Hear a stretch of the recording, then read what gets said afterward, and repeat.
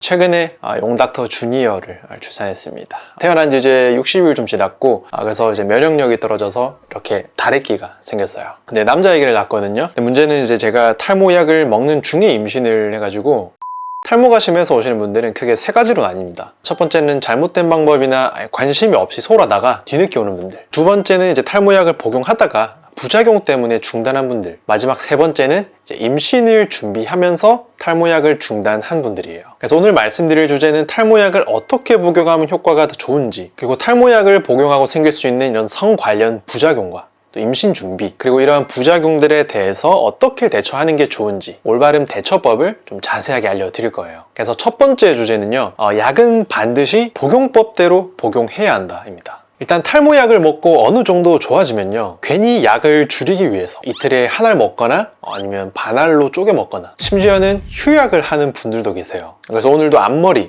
전두부 탈모가 많이 진행되신 고객 한 분이 모발 이식을 받으러 오셨는데 딱 이런 케이스였거든요. 약을 먹고 충분히 상태가 좋아졌는데 괜히 이런 약에 대한 부담감 때문에 3일에 한 번 약을 복용하는 이런 근거 없는 복용법을 고수하시면서 관리를 하셨더라고요. 그래서 아니나 다를까 탈모가 많이 진행되셨더라고요. 그래서 말씀드리고 싶은 결론은, 약 효과를 계속 유지하기 위해서는 제약회사에서 여러 임상시험을 통해서 결정된 이런 공식 복용법, 하루 한 번, 한 알 복용하는 이런 공식 복용법을 지켜야 된다는 거예요. 어떤 부작용이 있어서 많이 불편하다면 그런 경우에 한해서 이틀에 한 알 복용하는 방법이 그나마 근거 있는 대처법이라는 거 꼭 알고 계셨으면 해요. 너무나도 기본적인 건데 안 그런 분들이 생각보다 좀 계셔서 높아심에 말씀드리는 거고요. 참고로 하루에 반알 이렇게 쪼개 먹는 것보다 이틀에 한 알 먹는 게 더 나으니까, 어떤 문제가 있어서 줄여야 하는 분들이라면 꼭 참고하시면 좋을 것 같습니다. 자, 두 번째 주제는 탈모약 부작용, 생각보다 잘못 알려진 부분이 많다는 거예요. 탈모약 복용을 할 때 또는 탈모약을 복용하고 있을 때 사람들이 늘 걱정하는 것이 바로 성기능 저하 부작용인데요. 정액량이나 정자 수가 줄어들 수도 있고, 성욕이 감퇴될 수도 있고, 심하면 또 발기부전이 생길 수도 있고, 이게 다 드물지만 생길 수 있는 부작용들이에요. 자, 이 논문은 유럽 비뇨의학과에 실린 연구 논문인데, 남성 190명이 피나스트라이드 5mg을 5년 복용하는 동안 겪는 부작용을 연구 관찰한 거예요. 그래서 연구 결론은 참여자의 약 10%가 성 관련 부작용을 경험했고요. 190명 중에 5명은 이런 성 관련 부작용으로 연구에서 중도 탈락했다. 그리고 또 중요한 한 가지, 약을 오래 복용한다고 해서 이런 성 관련 부작용의 빈도나 그 정도가 유의미하게 증가하지 않았다는 거. 탈모약보다 5배나 용량이 높은 약임에도 불구하고 이런 연구 결과가 나왔다는 것은 의미가 있는 거거든요. 그래서 성기능 저하 부작용 관련해서는 이렇게 큰 개념을 잡아 두시는 게 좋고요. 약을 복용하고 보통 이제 발기부전, 성기능 저하 생기더라도 복용 초기에 가볍게 생기는 경우가 많아요. 그리고 적응이 되면서 차츰 이렇게 회복되는 경우가 일반적인 코스고요. 근데 드물게 이제 관계가 안 될 정도로 강직도가 많이 떨어지거나 발기부전이 심한 분들이 간혹 계시는데, 그래서 만약에 이런 부작용이 생긴다면 바로 약을 중단하면 바로 금방 돌아오니까, 문제가 있으면 초기에 이렇게 대처하시면 크게 문제될 게 없습니다. 그리고 발기부전의 심은성 요소도 크게 작용하니까 너무 이런 안 좋은 정보들이나 안 좋은 케이스, 이런 인터넷 근거 없는 글들에 너무 집중하지 말고요. 일단 약의 좋은 면만 보고 복용해 보시고 증상이 있으면 그때 대처하시면 된다는 거예요. 저도 지금 14년째 탈모약을 매일 한 알씩 먹고 있는데, 제가 개인적으로 경험했던 부작용들이나 대처법, 올바른 대처법은 과거 영상에서 한번 자세하게 정리해놨으니까 오늘 제가 이 영상에서 다루지 않는 부작용이 궁금하시다면 한 번쯤 보시는 것도 도움이 되실 거예요. 자, 마지막 세 번째 주제는 남녀노소 관심 있는 임신과 출산입니다. 피나스트리드를 14년째 복용하면서 개인적으로 탈모약 복용을 시작하고 정액량이 많이 줄어서 늘 마음 한켠에는 걱정이 많았어요. 그래서 저는 이제 임신을 계획을 하면서 혹시나 하는 마음에 비뇨기과를 방문해서 정자 검사까지 받아봤는데, 해당 영상 아직 안 보신 분 있으면은 이 영상은 꼭 한번 보시고요. 어쨌든 아주 드물지만 탈모약이 정자 수나 정자의 퀄리티에도 영향을 또 미칠 수 있기 때문에 영상을 보시는 분들 중에 나는 임신을 준비하는데 뭔가 걱정이 된다, 걱정이 좀 되는 분들은 임신 계획 세우기 전에 정자 검사 꼭 한번 받아보시는 거 추천드려요.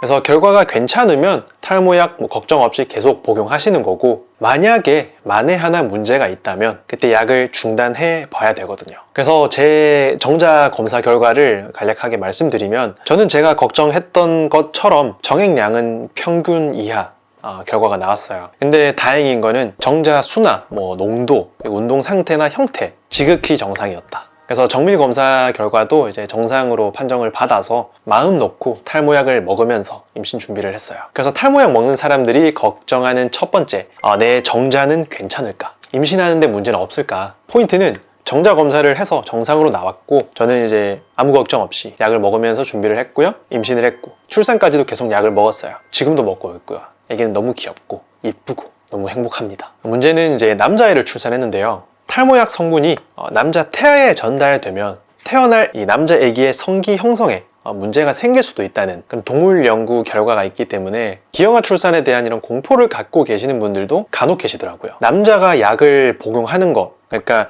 한 알로 된 1mg 피나스트레이드 포장으로 나오는 이 탈모약을 먹는 거는 전혀 내가 태어날 아기에 영향이 없기 때문에 저 이 근거에 입각해서 저도 남자 아기였지만 그걸 알고 나서도 계속 약을 복용했어요. 그리고 지금 저희 아기 꼬추에는 전혀 문제가 없고요. 다만 뿌리는 프로페시아, 핀주베르를 사용하시거나 프로스카의 전립선 비대증 이 5mg을 쪼개서 복용하시는 분들은 와이프의 호흡기나 소화기를 통해서 몸으로 흡수될 수 있기 때문에 절대 조심하셔야 된다는 거 당부드리고 싶어요. 그래서 정리하면 임신을 준비하고 계신 분들 절대 이 정자 검사를 한번 꼭 받아보시고요. 검사 결과에 따라서 약을 계속 복용할지 중단할지 정해야 되고, 남자아이를 임신하더라도 내가 이 피나스트레이드 1mg 정식 탈모약을 복용하고 있다면 남자가 복용하는 건 전혀 와이프에 문제 될 것이 없다. 내 태어날 아기에도 문제 될 것이 전혀 없다. 그래서 임신이라는 게 내 맘대로 항상 되는 게 아니기 때문에 너무 탈모약을 미리부터 끊어서 머리는 머리대로 심해지고 임신도 안 되고 이러면 너무 스트레스가 심해지기 때문에 이런 근거들에 따라서 믿으시고 계획을 잘 세우셔서 임신에 성공하시기를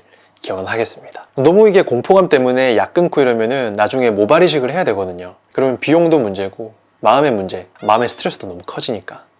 그래서 오늘은 탈모약의 부작용과 이런 대처법에 대해서 또 제 경험도 말씀드리고 뭔가 좀 제가 당부드리고 싶은 여러 가지 말씀을 드렸는데, 이 외에도 복용 초반에는 피로감이라거나 몽롱함, 무기력증도 나타날 수 있는데, 이게 한 1, 2주 정도는 정상적이지만 한 달 이상 이렇게 오래 지속된다면 그것도 약이 안 맞는 거거든요. 그래서 그런 분들도 약을 중단하시거나 약 먹는 빈도를 조절하시거나 다른 약으로 변경하거나 이렇게 조치를 취해야 됩니다. 그래서 오늘 내용 잘 참고하셔서 탈모약 복용 뭔가 올바르게 하시는데 좀 도움이 되셨으면 좋겠고요. 임신이랑 출산까지 모발도 풍성하게 잘 지키면서 마치시길 응원하겠습니다. 오늘 영상도 도움이 됐으면 좋겠고요. 저는 다음 영상에서 또 인사드릴게요. 감사합니다.